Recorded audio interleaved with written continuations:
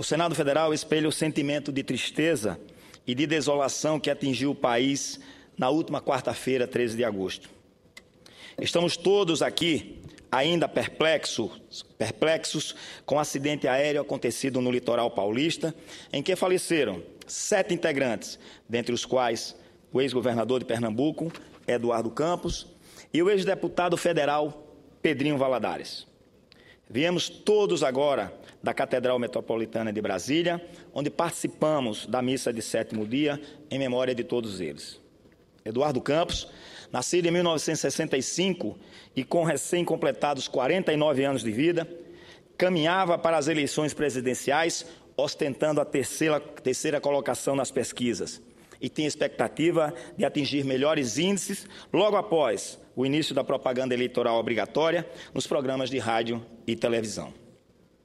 Era verdadeiramente possível que isto viesse a acontecer, sobretudo após sua entrevista no Jornal Nacional, uma das últimas que concedeu, e na qual pudemos apreciar um avant-première do que viria a ser a sua comunicação nacional com os eleitores.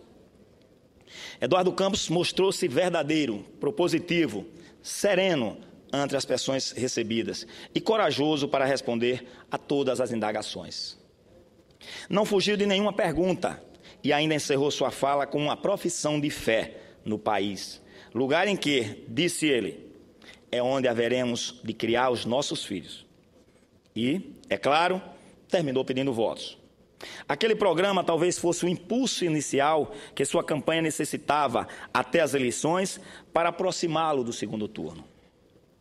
Tanto que se despediu dos jornalistas com um afável "vejo vocês no segundo turno". Aquela sua convicção não teve tempo de se realizar, e isto, ora, nos consterna a todos. Somos habituados a esperar que uma existência atinja todas as suas fases, cumpra todos os seus ciclos até a velhice. Imaginamos necessários 80, 90 ou até mesmo 100 anos para se cumprir toda a história. Quando a vemos assim abreviada, com tão menos tempo e de forma tão abrupta, como aconteceu aos 7 integrantes daquele jato, todos jovens para o padrão de hoje, a sensação de inconformismo tende a disputar espaço com o esforço para aceitarmos o destino, mas não se devendo medir a vida por tempo, por anos ou por décadas, e sim por aquilo que nela se fez. E na arte de fazer, Eduardo Campos foi prodigioso.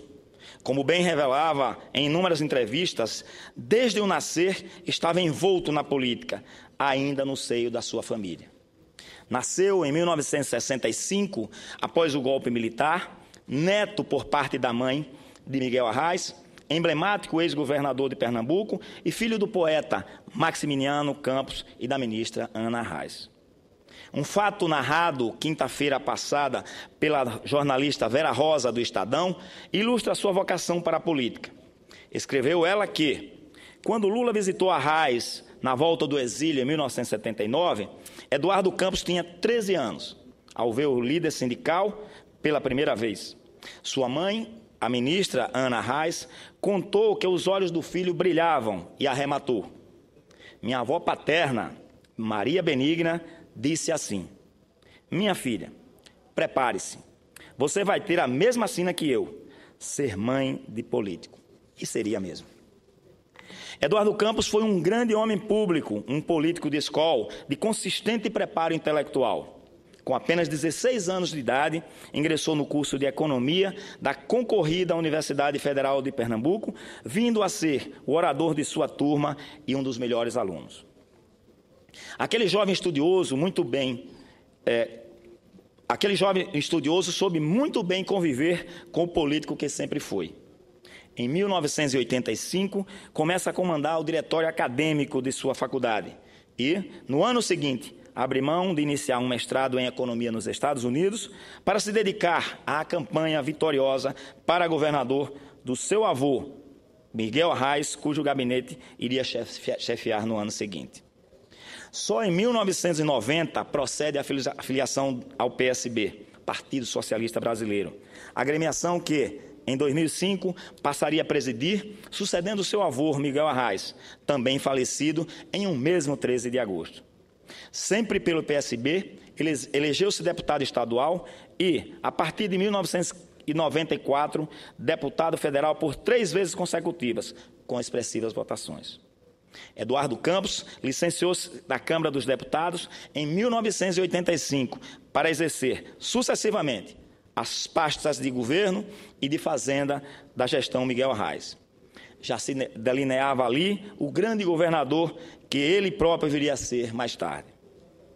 E, em 2004, requereu outra licença, desta vez para atender a um convite de seu amigo Lula para assumir a pasta do Ministério da Ciência e Tecnologia, onde permaneceu até o momento em que não pôde comprometer as suas convicções. Ocasiões existem na vida de cada um em que são necessárias decisões mais graves, menos triviais e menos seguras. É um desatar de nós a nos credenciar para as verdadeiras buscas e procura do nosso ser. Penso que isto aconteceu com Eduardo Campos. No momento exato em que decidiu trocar uma tranquila reeleição para a Câmara dos Deputados, pela incerteza da disputa pelo cargo de governador de Pernambuco, uma eleição majoritária das mais aguerridas. Foi ali que ele sentiu que o seu destino não mais lhe pertencia, mas sim ao povo da sua terra. Foi ali que ele soltou-se de qualquer amarra que ainda insistisse em desviá-lo da construção do grande homem público em que se transformou. Não foi tarefa fácil, mas Eduardo Campos, naquele ano de 2006, elegeu-se governador de Pernambuco com mais de 60% dos votos, cargo para o qual foi eleito em 2010, desta vez no primeiro turno. Evoluía ainda mais o imenso político que se construía. Ao longo de todos os anos de seus 2 mandatos de governador, Eduardo Campos sempre obteve os mais elevados índices de aprovação do eleitorado. Este reconhecimento foi fruto de um moderno projeto de gestão que desenvolveu e da apresentação de ótimos resultados em várias áreas de seu governo, como a redução dos índices de mortalidade infantil, dos índices de violência, sobretudo do número de homicídios. Pernambuco transformou-se em uma ilha de prosperidade, um polo atrativo de investimentos. Memorável em sua administração foi a consolidação do complexo de Suape, que se transformou em um grande propulsor de desenvolvimento. Além do porto de Suape, existem no complexo inúmeras indústrias, nas áreas de mecânica, química, naval e logística, contribuindo para a formação de expressivos números de empregos diretos e indiretos. Somente aqueles proporcionando cerca de 25 mil postos de trabalho. Foi no início deste ano que deixou o governo do estado de Pernambuco para disputar o Palácio do Planalto, representando uma possível alternativa de poder intitulada Terceira Via. Infelizmente, este pleito já contabiliza pelo menos 2 candidaturas com perdas irreparáveis, atingidas que foram pelo imponderável. Não apenas a Terceira Via de Eduardo Campos, mas também a chapa de Aécio Neves sofreu forte revés com a morte de outro grande homem público e refinado articulador político, o ex-presidente do PSDB e ex-senador Sérgio Guerra. Ambos, Eduardo Campos e Sérgio Guerra, são de Pernambuco, que também ainda chora a perda de Ariano Suassuna, tio de Renata Campos, esposa de Eduardo. Represento aqui o estado de Sergipe e, em nome dos sergipanos, apresento nossas homenagens e os nossos pêsames às famílias de todos os envolvidos neste acidente e a toda a família pernambucana. Também nós, sergipanos, sentimos particularmente esta dor, pois um dos assessores de Eduardo Campos, e que também tinha assento naquele voo fatídico, Pedro Almeida Valadares Neto, era de Sergipe. Carinhosamente chamado de Pedrinho Valadares, nasceu em Simão Dias, também no ano de 1965. Foi deputado federal em várias ocasiões, tendo assumido o mandato pela primeira vez em 1991. Em nosso estado, Pedrinho Valadares foi convidado para dar um novo rumo ao turismo. Tinha uma visão moderna deste assunto, possivelmente construída no tempo em que integrou a Comissão de Relações Exteriores da Câmara dos Deputados e pôde vivenciar como este tipo de economia limpa, era tratado em inúmeros outros países, dos quais vários visitou pessoalmente. Entendia o turismo como fator de integração social e de incremento econômico, e foi o criador da SETUR, a Secretaria de Estado de Turismo de Sergipe, pasta da qual foi secretário de 2003 a 2005. Neste período, foi constante a sua participação em todas as feiras e eventos destinados a divulgar o nosso potencial turístico, como o Cânion de Xingó, em Canindé de São Francisco, no Alto Sertão Sergipano. Soube também imprimir especial destaque à Orla da Atalaia, a nossa praia de Aracaju, às cidades históricas, ao São João de Sergipe, ao Pré-Caju, que é um carnaval antecipado que acontece em Sergipe, às praias e à hospitalidade do nosso povo. Pedrinho Valadares, moderno, habilidoso e visionário, incentivou o funcionamento de inúmeros voos charters, voos fretados, que, em parceria com empresas operadoras de turismo, traziam uma grande quantidade de turistas da Argentina, do Chile e de outros países da América Latina para o chamado Destino Sergipe, e que, em 2005, superou a marca de 1 milhão de visitantes.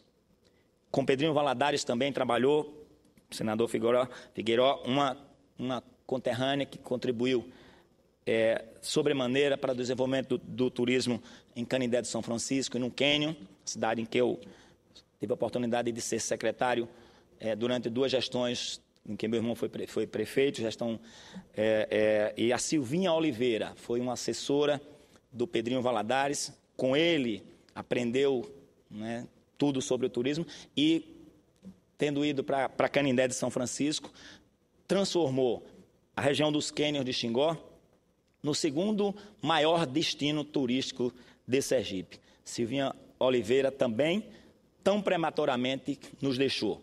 44 anos, há 2 anos atrás, acometida de um câncer do seio, também nos deixou. Então, mais uma lacuna que nós temos lá em Sergipe. No exercício do seu mandato parlamentar, Pedrinho Valadares conheceu o então deputado Eduardo Campos, tendo se tornado pessoa de sua estrita confiança, a ponto de ter sido indicado diretor superintendente do complexo de Suape e ter se engajado em sua campanha presidencial. Eduardo Campos hoje flutua livre dos limites temporais da vida. Já se encaminha para se transformar em um verdadeiro mito, imolado que foi na construção de um sonho. Ninguém mais que ele demonstrava o gosto e o desejo de vencer estas eleições. Dera sinais disso há muito tempo que seria candidato. Abdicara de outros projetos muito mais certos e seguros, como uma eventual eleição para este Senado.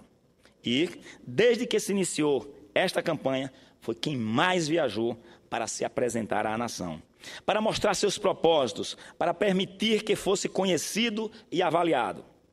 Mas seu gosto pelo poder era sereno, queria vencer para servir, para ajudar na construção de um novo destino para o país, para ajudar o seu semelhante. Sua dimensão histórica será ainda muito mais percebida nas próximas gerações. Mas, senhor presidente, senhoras e senhores senadores, a vida segue adiante. Em memorável e sempre repetido trecho do discurso em que foi designado pela Academia Brasileira de Letras para a despedida a Machado de Assis, Rui Barbosa, que nos assiste neste plenário, assim pronunciou: a morte não extingue, transforma, não aniquila, renova, não divorcia, aproxima. Eduardo Campos era assim, agregador, uma pessoa amena. Tinha um sol interior, um brilho que insistia em sair dos seus olhos e que outra coisa não nos transparecia, senão demonstrar que vivia uma imensa felicidade pessoal. Fruto de uma vida admirável, construída ao lado de sua mulher, Renata Campos, companheira de toda a sua existência e mãe de seus 5 filhos. A perda familiar é muito grande. Seus filhos são, logicamente, todos jovens, não terão mais a presença física do pai, embora tenha sempre seu precioso exemplo e a graça de tê-lo tido como pai. A esta família tão bem construída, unida, mais ainda nesta hora difícil que Deus designou, quero deixar o meu forte abraço, o meu agradecimento pelo modelo que são para todos nós. Que Deus lhes abençoe sempre, bem como a todas as famílias de todos os ocupantes daquele avião. Igualmente grande é a ausência de Pedrinho Valadares, nosso conterrâneo lá de Sergipe, Carlos Percol, Marcelo Lira, Alexandre Severo, Marcos Martins e Geraldo da Cunha, para a respectiva família, para os seus amigos. A Eduardo Campos, este ser humano tão sublime, este homem público tão significativo, temos que prestar um compromisso extraído de suas próprias palavras. Não vamos desistir do Brasil. Era isso que tinha, senhor presidente, senhoras e senhores senadores. Muito obrigado.